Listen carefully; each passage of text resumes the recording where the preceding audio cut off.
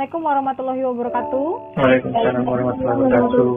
Semoga semuanya tetap dalam keadaan sehat untuk mengikuti kegiatan hari ini. Setelah untuk memulai kegiatan kita hari ini, ya agar mendapatkan keridhaan dari Allah Subhanahu Wa Taala, mari kita mulai dengan berdoa. Ibu minta tolong Wisnu untuk memimpin doa teman-temannya. Silahkan Wisnu.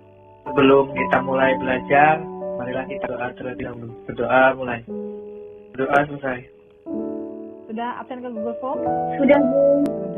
Alhamdulillah kita masih bisa berjumpa meskipun melalui tatap maya ya. Untuk pertemuan kali ini masih KD yang sama, yaitu sistem dan dinamika demokrasi di Indonesia.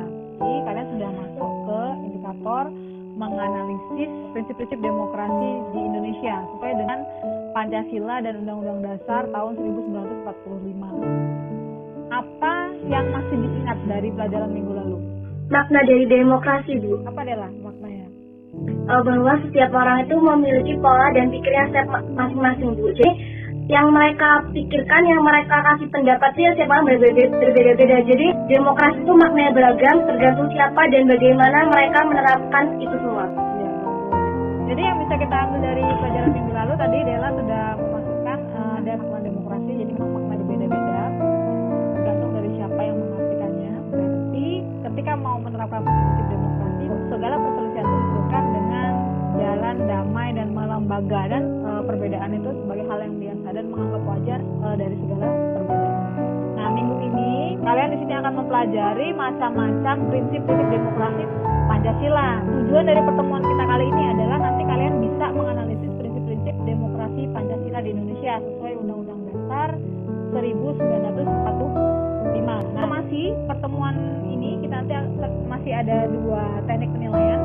Yang pertama nanti ada penilaian sikap dan yang kedua ada penilaian tes. Nah, untuk penilaian sikap itu nanti akan ada penilaian diri. Mas, sekali lagi Ibu tekankan di sini di KD ini sikapnya adalah mampu menerapkan sopan santun dalam praktik demokrasi. Nanti penilaian sikapnya itu akan Ibu nilai dari aktivitas kalian di kolom diskusi. Nanti bagaimana cara kalian mengutarakan pendapat, bagaimana cara kalian menerima gagasan orang lain, itu juga masuk ke penilaian sikap. Ibu harap minggu ini akan lebih baik dari minggu lalu ya, mengingat minggu ini kamu sudah menebaran aja dari satu minggu yang lalu. Cuma nonton berita nggak? Lihat nggak ada berita demo? Ya. Ya, apa demonya? Omnibus Law. Omnibus Law. Oke, bagus. Siapa? Memang sekarang marak ya, mau di televisi, di IG, mau di Facebook, beritanya sama.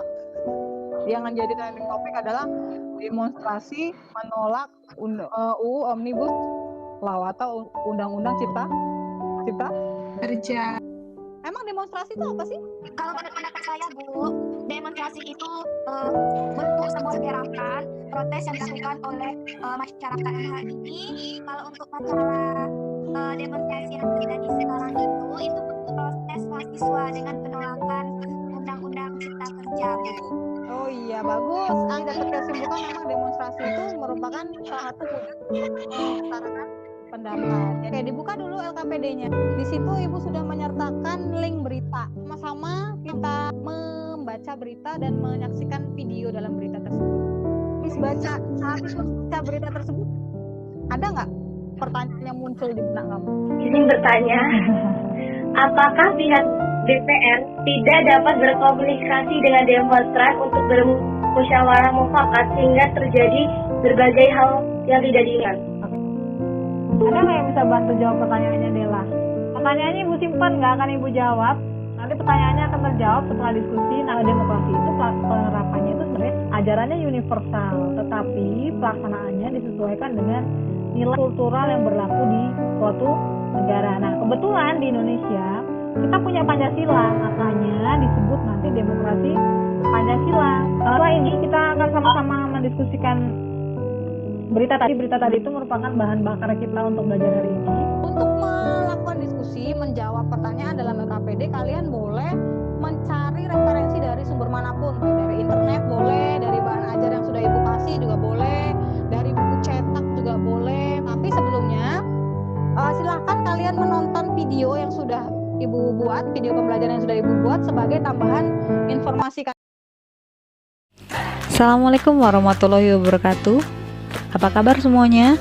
Oke, yang pertama kita bahas ciri-ciri demokrasi Pancasila. Ada beberapa ciri-ciri demokrasi Pancasila. Sedangkan prinsip-prinsip demokrasi Pancasila adalah yang pertama, demokrasi yang berketuhanan yang Maha Esa. Demokrasi Pancasila memiliki dua asas, yaitu asas kerakyatan dan asas musyawarah. Selanjutnya, fungsi demokrasi Pancasila bekerja dalam Google Classroom nanti akan kembali ke sini setelah Ibu instruksikan. Oke, Ibu akhiri. Wassalamualaikum warahmatullahi wabarakatuh.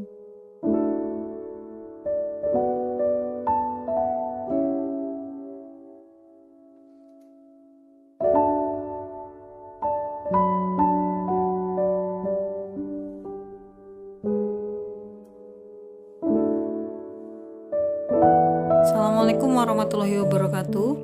Waalaikumsalam warahmatullahi wabarakatuh. Oke, setelah kita berdiskusi di Google Classroom, Ibu lihat tadi diskusi berjalan dengan baik dan kalian juga sudah dapat menerapkan sopan santun dalam berdemokrasi, terutama dalam menerapkan prinsip-prinsip demokrasi. Terima kasih sudah berdiskusi dengan baik. Mari kita lanjutkan untuk membuat kesimpulan ya. Jadi kita buat kesimpulan dulu dari hasil belajar kita hari ini. Nah, setelah kita sama-sama menganalisis isi dari berita tersebut, kira-kira setelah kalian kaitkan dengan prinsip-prinsip demokrasi Pancasila, kira prinsip apa saja yang terlanggar? Baik Bu, terima kasih atas pertanyaannya. Izin menjawab.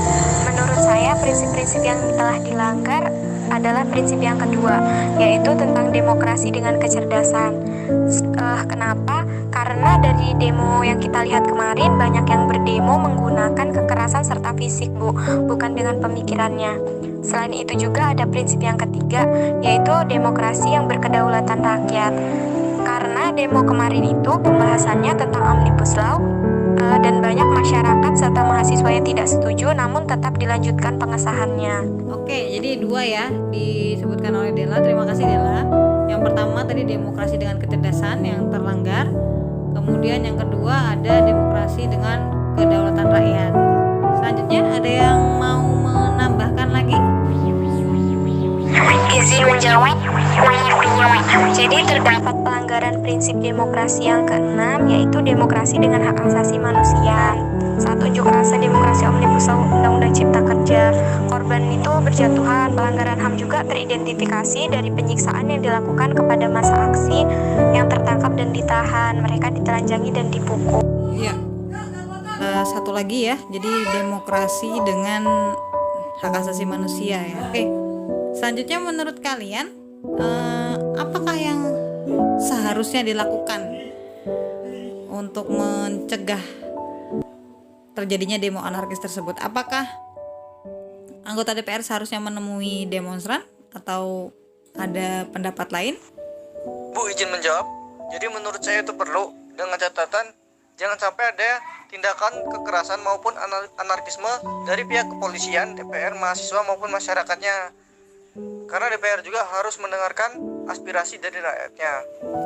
Oke, bagus Miftahul. Terima kasih, jawabannya bagus. Jadi seharusnya menurut Miftahul tadi anggota DPR atau parlemen itu juga menemui para demonstran ya, supaya dapat terlaksana komunikasi.